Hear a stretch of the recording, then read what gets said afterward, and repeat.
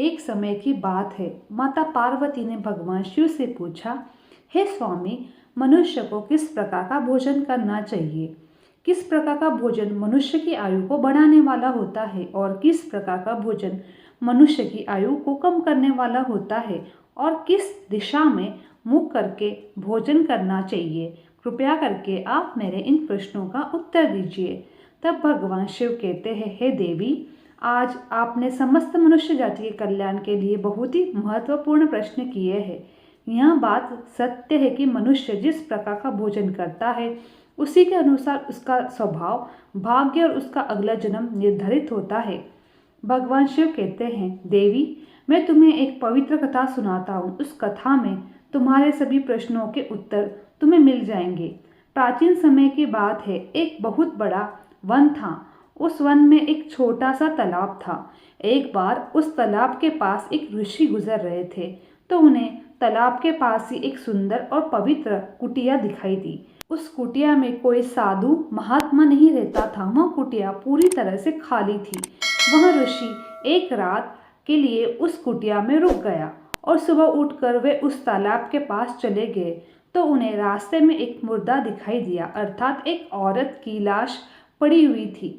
उस लाश को देखकर ऋषि ने सोचा कि यह कौन है और इसकी मृत्यु कैसे हुई तथा यह वन में किस लिए आई होगी। ऋषि को इस मरी हुई औरत के बारे में जानने की अभिलाषा हुई। तभी अचानक आकाश मार्ग में उन्हें एक दिव्य विमान दिखाई दिया और वह दिव्य विमान उस तालाब के किनारे पर आकर रुक गया और उस विमान में एक दिव्य औरत उतरी और वह उस तालाब में नहाने के लिए चली गई।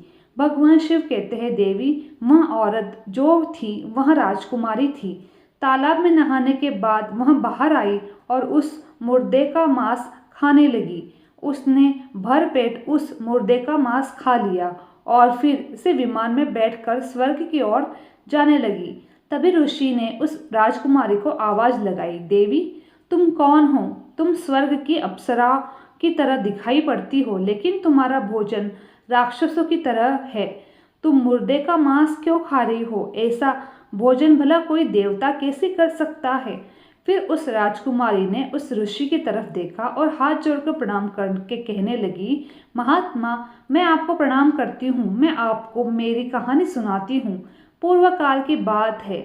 मध्य देश में मेरे पिताजी राज करते थे और वे तीनों लोकों में प्रसिद्ध थे और वे बड़े ही धर्मात्मा राजा थे।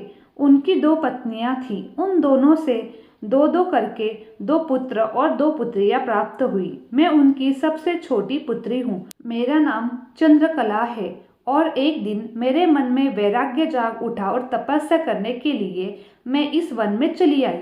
फिर इस तालाब के किनारे पर आकर मैंने कठोर तप करना शुरू किया। कई हजार वर्षों तक मैंने घोर तप किया और उसी के प्रभाव से मुझे स्वर्गलोक की प्राप्ति हुई। लेकिन स्वर्गलोक पहुंचने के बाद भी भूख प्यास से अधिक सताने लगी। मेरी सभी इंद्रियां तिलमिला उठी। फिर मैंने स्वर्गलोक के सर्वश्रेष्ठ देवता धर्मराज से पूछा, हे धर्मराज, मैंने तो सुना है कि स्वर्गलोक में किसी भी प्राणी को भूख और प्यास नहीं लगती। फिर मुझे भूख और प्यास क्यों लग रही है? यह मेरा पीछा क्यों नहीं छोड़ रही? कृपया करके आप मुझे बताइए कि मैं ऐसा कौन सा भोजन करूं? फिर धर्मराज ने कहा, हे राजकुमारी, पृथ्वी पर दान धर्म करने पर इस लोक में भूख प्यास से मुक्ति मिलती है, लेकिन तुमने अपने जीवन में कभी दान धर्म नहीं किया, कभी किसी भिखारी को भीख नहीं दी। तुमने राजमहल में रहकर भी द्वार पर आए हुए ब्राह्मण को भोजन नहीं दिया। तुमने सदैव ही उच्छिष्ट भोजन किया है। हमेशा बिना स्नान किए तुमने भोजन किया और भोजन शुरू करने से पहले तुमने भगवान को धन्यवाद नहीं किया। स्वादिष्ट भोजन को दूसरे को दिए बिना ही तुमने उसे ग्रहण किया। इसी कारण से तुम्हें यह घोर पाप लगा है। इसीलिए तुम्हें स्वर्गलोक में भूख और प्यास का कष्ट उठाना पड़ रहा है। जीवित रहते हुए तुमने अनेक प्रकार के व्यंजनों का अकेले ही सेवन किया है। अनेक प्रकार के पकवान तुमने अकेले ही खाए हैं, दूसरों को नहीं दिए हैं, जिससे तुम्हारा शरीर तो निरोगी बन गया परंतु तुम्हारा पुण्य क्षीण हो गया। अब तुम्हारे लिए एक ही उपाय है। उस तालाब के पास तुम्हारा मृत शरीर पड़ा हुआ है। तुम उसी का मांस खाकर अपनी भूख मिटाओ। भगवान शिव कहते हैं, देवी, धर्मराज द्वारा इस प्रकार से कहने पर राजकुमारी ने कहा, हे धर्मराज, अपने शरीर का भक्षण कर लेने के पश्चात मेरा क्या होगा? उसके बाद मैं क्या खाऊंगी? मेरे खाने के लिए कुछ भी शेष नहीं रहेगा। कृपया कर कुछ ऐसा भोजन बताएं जिसका भक्षण कर लेने से भूख मिट जाए और जो भी कभी खत्म न हो। तब धर्मराज कहते हैं, हे राजकुमारी, तुम्हारे शरीर को मैंने अक्षय बना दिया है। उसे तुम रोज खाओगी, फिर भी वह समाप्त नहीं होगा। वह दूसरे दिन फिर से ताज़ा हो जाएगा। उस मृत शरीर के अंग फिर से प्रज्वलित हो जाएंगे और उन्हें तुम फिर से खा सकोगी। और जब तुम्हें अपने शरीर का मांस खाते हुए 200 वर्ष बीत जाएंगे, उसके बाद उस जंगल में एक दिन महर्षि भरद्वाज पधारेंगे और उन्हीं के द्वारा तुम इस पाप से मुक्ति पा सकोगी। इस प्रकार से राजकुमारी ने सारी बात महर्षि भरद्वाज को बता दी और कहने लगी, हे मुनिवर, मेरा शरीर कभी नष्ट नहीं होता और मैं रोज आकर अपने शरीर का मांस खाती हूँ। न जाने कब महर्षि भरद्वाज यहाँ पधारेंगे और मुझे इस कष्ट से मुक्ति दिलाएंगे। ऐसा सोचते हुए मुझे 200 वर्ष बीत चुके हैं और मैं आज भी उनकी राह देख रही हूँ। राजकुमारी की यह बात सुनकर महर्षि भरद्वाज बोले, अच्छा, तो तुम्हारे सौभाग्य से मैं यहाँ पर आया हूँ। मैं ही महर्षि भरद्वाज हूँ। कहो, मैं तुम्हारी किस प्रकार से सहायता कर सकता हूँ? तब राजकुमारी बहुत प्रसन्न हुई और महर्षि भरद्वाज के चरणों में गिर पड़ी। राजकुमारी ने कहा, हे मुनिवर, कृपया आप मुझे इस घृणित आहार से मुक्ति कीजिए तथा जिस पाप के कारण मुझे यह प्राप्त हुआ है उस पाप से भी मुझे मुक्त कीजिए, जिससे मुझे अक्षय लोक की प्राप्ति हो सके। हे मुनिवर, मैं आपको यह दिव्य आभूषण भेंट करती हूँ। कृपया आप मुझ पर कृपा करें। राजकुमारी की दुख भरी बातें सुनकर ऋषि को उस पर दया आई और जैसे ही राजकुमारी ने वह दिव्य आभूषण महर्षि द्वारा भरद्वाज के हाथ पर रखा, उसी समय उसका मृत शरीर अदृश्य हो गया और वो उस पाप से मुक्त हो गई और फिर महर्षि भरद्वाज से आज्ञा लेकर वहां दिव्य विमान में बैठकर स्वर्गलोक को चली गई। इस प्रकार से उस राजकुमारी को दान करने से पाप से मुक्ति मिली। भगवान शिव कहते हैं, हे देवी, इस प्रकार से उच्चिष्ट भोजन करने के कारण ही उस राजकुमारी को स्वर्गलोक में रहने पर भी तृप्ति नहीं मिली और उसे पृथ्वीलोक पर आकर स्वयं का ही मांस खाना पड़ा। देवी, अब मैं तुम्हें भोजन के नियम बताता हूँ। आप इसे ध्यान पूर्वक सुनिए। भोजन शुरू करने से पहले थोड़ा सा अन्न भूमि पर रखना चाहिए ताकि देवता, पशु पक्षी, कीड़े मकोड़े अपने कर्म बंधन से बंधे हुए हैं, उन सभी को अन्न की प्राप्ति हो सके। यदि भोजन करते समय द्वार पर कोई अतिथि आ जाए तो उसका स्वागत करें और उसे आसन देकर प्रणाम करने का उसका आदर सत्कार करें। फिर उसे श्रद्धापूर्वक भोजन कराकर विदा करें, क्योंकि जिसके घर से अतिथि उदास होकर लौट जाते हैं उसे वहां अपने पाप देकर उसके शुभ कर्मों को ले जाते हैं। भगवान शिव कहते हैं, मनुष्य को घर में रहने वाले विवाहित कन्या और गर्भधारण हुई स्त्री तथा बड़े बुजुर्ग का भोजन कराने के बाद ही भोजन करना चाहिए। इन सभी को भोजन कराए बिना स्वयं भोजन ग्रहण करता है, उसका भोजन पाप में बन जाता है। ऐसा व्यक्ति नरक में जाता है।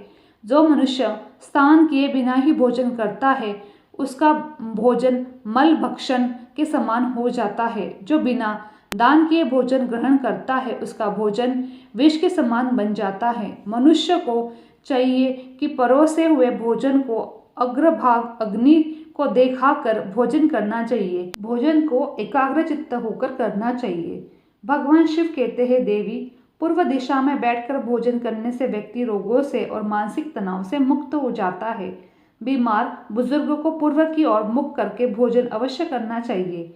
इससे उनके स्वास्थ्य में सुधार होता है, क्योंकि पूर्व दिशा उगते हुए सूर्य की दिशा है और सूर्य देव बल, आरोग्य तथा दीर्घायु प्रदान करते हैं। विद्या की अभिलाषा रखने वाले मनुष्य को उत्तर दिशा की ओर मुख करके भोजन करना चाहिए। यह दिशा देवी सरस्वती की दिशा है और ध्यान रहे दक्षिण दिशा की ओर मुख करके भोजन नहीं करें। यह मृत्यु की दिशा होती है। इस दिशा में मुख करके भोजन करने से आयु कम होती है और टूटे फूटे बर्तनों में भोजन नहीं करना चाहिए। यह दुर्भाग्य को निमंत्रण देता है। भोजन हमेशा साफ और स्वच्छ थाली में ही करना चाहिए। एकादशी के दिन तामसिक अन्न का सेवन नहीं करे। जो मनुष्य एकादशी के दिन तामसिक अन्न अर्थात मांसाहार का सेवन करता है, माता लक्ष्मी उसे छोड़कर चली जाती है। भोजन के बाद थाली में हाथ धोना अनुचित माना जा गया है। थाली में हाथ धोने से अन्न का अपमान होता है। भोजन के बाद थाली में हाथ धोने वाले लोग नीच योनि में जन्म लेते हैं। सबसे महत्वपूर्ण बात ध्यान रखें कि व्यक्ति को बिस्तर पर बैठकर कभी भी भोजन नहीं करना चाहिए। ऐसा करने से व्यक्ति कई प्रकार के रोगों से ग्रसित हो सकता है। भोजन केवल जमीन पर आसन लगाकर ही करना चाहिए। भोजन करते समय दिशाओं का ध्यान रखना बहुत ही आवश्यक होता है। यदि गलत दिशा में बैठकर अथवा गलत दिशा की ओर मुख करके भोजन करने से व्यक्ति को उसके अनिष्ट का कारण परिणाम प्राप्त होता है। भगवान शिव कहते हैं, जिस भोजन के ऊपर कोई पैर रखकर चला गया हो अथवा कोई व्यक्ति भोजन को लांघ कर गया हो, ऐसे भोजन को कभी नहीं खाना चाहिए। ऐसा भोजन अशुद्ध हो जाता है। ऐसे भोजन को पशुओं को खिला देना चाहिए। दूसरों के द्वारा लांघा गया भोजन खाने से मनुष्य की आयु कम हो जाती है और उसके शरीर में अलग अलग प्रकार के रोग उत्पन्न हो सकते हैं। भगवान शिव कहते हैं, देवी, मनुष्य को दूसरों के लिए परोसा हुआ भोजन भी कभी नहीं खाना चाहिए। जो मनुष्य दूसरों का भोजन छीन कर खाता है अथवा किसी को बिना दिए ही स्वयं उस अन्न को उपभोग करता है, उससे देवी अन्नपूर्णा नाराज हो जाती है। मनुष्य को हमेशा क्रोध रहित होकर ही भोजन करना चाहिए। क्रोध की अवस्था में भोजन करने से भोजन का अपमान होता है और कई व्याधियां उत्पन्न होती है। यदि चित्त कहीं और तब भी भोजन नहीं करना चाहिए और गुस्से से भरे हुए मन से भोजन करना अशुभ होता है। भगवान शिव कहते हैं, देवी, जो मनुष्य जूते चप्पल पहनकर भोजन करता है, इस प्रकार के भोजन को आसुरी भोजन कहा गया है। मध्य रात्रि और मध्याह्न होने पर भी भोजन करना अशुभ माना गया है। शास्त्रों के अनुसार पति पत्नी के भोजन करने के बाद ही भोजन कर लेना चाहिए। यदि पति घर से दूर हो तो पति का ध्यान करके भोजन ग्रहण करना चाहिए। इससे पति की आयु लंबी होती है और स्त्री सदा सुहागिन रहती है। पति से पहले भोजन करना शास्त्रों में अशुभ माना गया है। इससे पति की आयु कम होती है। इस प्रकार से भगवान शिव ने माता पार्वती को भोजन का महत्व और नियम बताए। वीडियो अगर आप लोगों को पसंद आई होगी तो वीडियो को लाइक और चैनल को सब्सक्राइब करना ना भूलें। आप सभी का धन्यवाद।